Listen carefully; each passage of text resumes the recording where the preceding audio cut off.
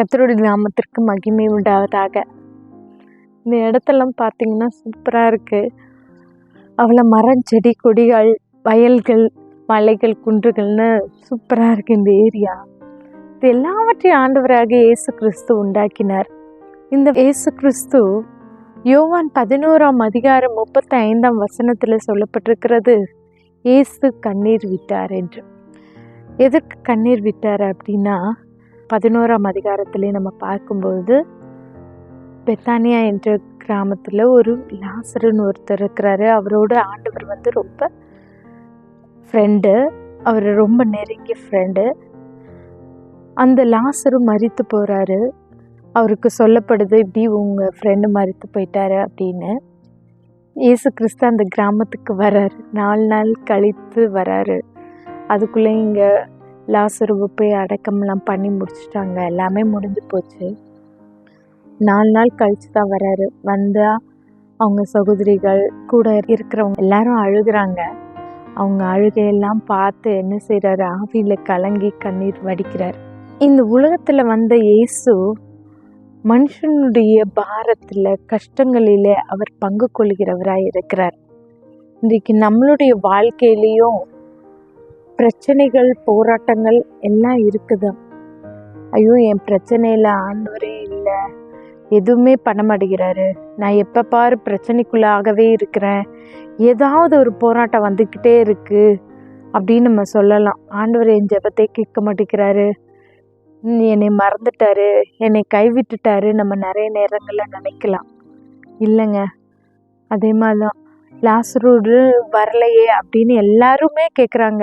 நீங்கள் அவ்வளோ அற்புதம் செஞ்சீங்களே, அவரை உயிரோடு வச்சிருக்கலாம்லன்னு எல்லாரும் கேட்குறாங்க. இன்னைக்கு நம்மளும் நிறைய நேரங்களில் அப்படி தான் கேட்குறோம். ஆண்டவர் என்னை மறந்துட்டாரு, இந்த பிரச்சனைகளுக்கெல்லாம் என்னை தப்பு வச்சிருக்கலாம்ல அப்படின்லாம் நம்ம நிறைய நேரம் கேட்குறோம். ஆண்டவர் அந்த இடத்துல என்ன செய்கிறாருன்னா, கல்லறையின் இடத்துக்கு போய் லாசருவை உயிரோடு மரித்து போனவனை ஆண்டவர் மறுபடியுமா அவனுக்கு ஜீவனை கொடுத்து எழுப்பி கூட்டிட்டு வர்றாரு. எவ்வளவு அற்புதமான காரியம்! அதே மாதிரி தான் நம்ம பிரச்சனைகளின் மத்தியில் ஆண்டவர் நம்மளோட கூட இருந்து பெரிய அற்புதத்தை காண, அதிசயத்தை காண கர்த்தர் நம்மளுக்கு கிருபை செய்வார்.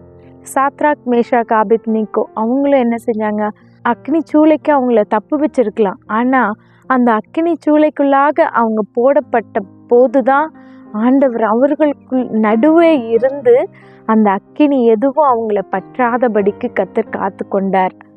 அதே போல் தானியேலை சிங்கக்கெபிக்குள்ள ஆண்டவர் பத்திரமா பாதுகாத்து மகிமையாய் வெளியே கொண்டு வந்து எல்லாருடைய கண்களும் ஆச்சரியப்படும்படியாக கர்த்தர் பெரிய காரியங்களை செய்தார். அதே போல் நம்மளுடைய வாழ்க்கையிலையும் கண்ணீரின் பாதையாக இருக்கலாம், கஷ்டமான பாதையாக இருக்கலாம், போராட்டமான சூழ்நிலையாக இருக்கலாம். எல்லா சூழ்நிலைகளிலும் கர்த்தர் நம்மோடு கூட தான் இருக்கிறார். நம்ம நிறைய நேரங்களில் நினைக்கிறோம், ஆண்டவர் நம்ம கூட இல்லை, நம்ம ஜெபத்தை கேட்கலையே, கூட இல்லையே அப்படின்னு நம்ம நினைக்கிறோம். இல்லை, ஆண்டவர் நம்ம கூட தான் இருக்கிறாரு. அதனால் நீங்கள் கவலையே பட வேண்டாம், கர்த்தர் நம்மோடு கூட தான் இருக்கிறாரு. அந்த போராட்டங்கள் மத்தியில் இருந்து ஆண்டவர் நம்மளை வெளியே கொண்டு வந்து நம்மளை ஆச்சரியமாய் நடத்த அவர் போதுமானவராக இருக்கிறாரு. எப்படி தானியேலை சிங்கக்கெபி மத்தியிலிருந்து ஆண்டவர் கொண்டு வந்தாரோ, அதே போல் சாத்ராக், மேஷாக், ஆபேத்நேகோ அவர்களை அக்கினி சூளையின் மத்தியிலிருந்து ஆண்டவர் அதிசயமாய் வெளியே கொண்டு வந்தாரோ, லாசருவை எப்படி கல்லறைக்குள்ள இருந்தவனை ஆண்டவர் அற்புதமாய் வெளியே கொண்டு வந்தாரோ, அதே போல் நம்மளையும் இந்த பிரச்சனைகள், போராட்டங்கள், கண்ணீர் போன்ற காரியத்திலிருந்து ஆண்டவர் அற்புதமாய், ஆச்சரியமாய் வெளியே கொண்டு வந்து நம்மளுக்கு பெரிய ஆச்சரியமான காரியத்தை நம்ம வாழ்க்கையிலையும் செய்ய அவர் போதுமான தேவனாய் இருக்கிறார். ஆமென்.